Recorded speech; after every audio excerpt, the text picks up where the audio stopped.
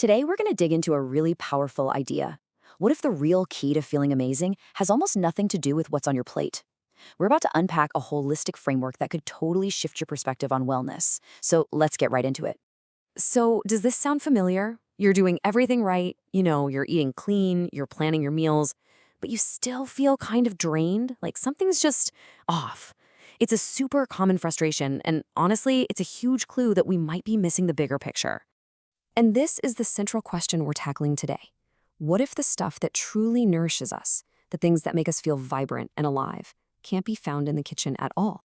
So what's the solution then? Well, we're going to walk through the principles of something called integrative nutrition.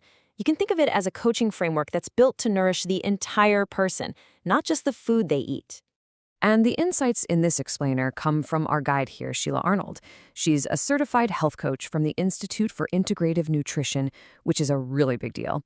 So her expertise is the bedrock for all the powerful ideas we're about to cover. Okay, before we dive any deeper, we have to get this one foundational principle straight: bio-individuality. It's actually a pretty simple idea, but it's profound. It just means there is no one-size-fits-all diet or lifestyle. Your body is unique, and your path to feeling great is going to be just as personal. It's exactly why those fad diets almost never stick. And this slide right here, this is the core of the whole framework. It breaks down nourishment into two types. What we call secondary food is what you'd expect, the actual food you eat. But the real game changer here is the concept of primary food. That's the stuff that really feeds you: your relationships, your career, your spiritual life, and how you move your body. So let's really unpack this idea of primary food. We're about to look at the 12 key areas of life that truly form the foundation of our well-being. This is where things get really interesting. And here it is.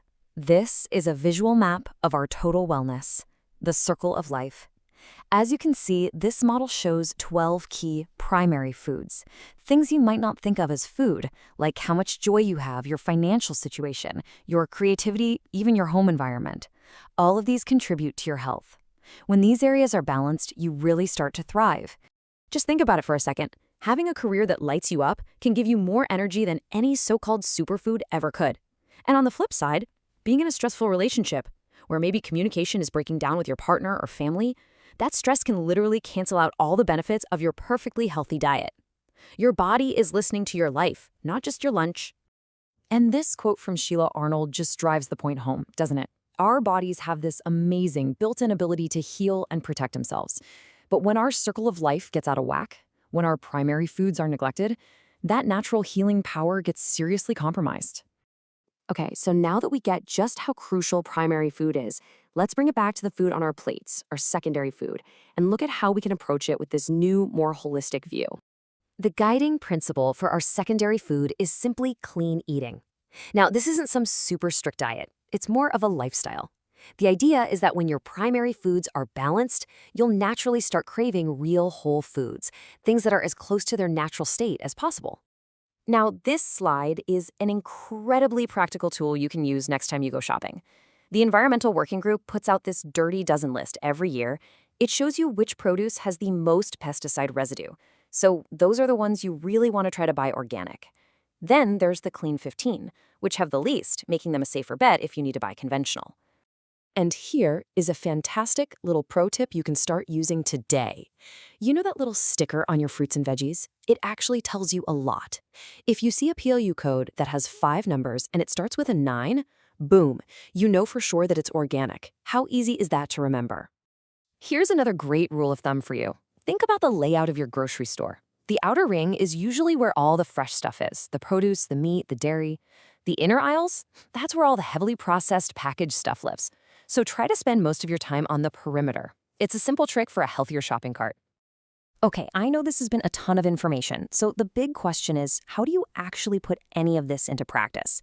Let's break it down into a simple game plan to get you started on your own journey, like right now. The key is to forget about some massive, overwhelming overhaul. Just start small. Step 1, tonight just add 1 more vegetable to whatever you're already making for dinner. That's it. Step 2, try a super simple recipe. You don't need a million ingredients to cook a healthy meal. And step 3, this one tackles a huge primary food. Just move your body for 30 minutes in a way that actually feels good to you. And please, remember this. It's these small, consistent, gradual changes that add up to make a huge difference in your well-being. This journey is absolutely not about being perfect. It's just about making progress. I want to leave you with this last thought from Sheila Arnold because it completely reframes the whole thing. Health isn't some finish line you cross one day. It's a continuous journey, a constant practice of balancing all the things that nourish you, both on and off your plate. So the real question isn't just what's for dinner, it's how are you feeding your life?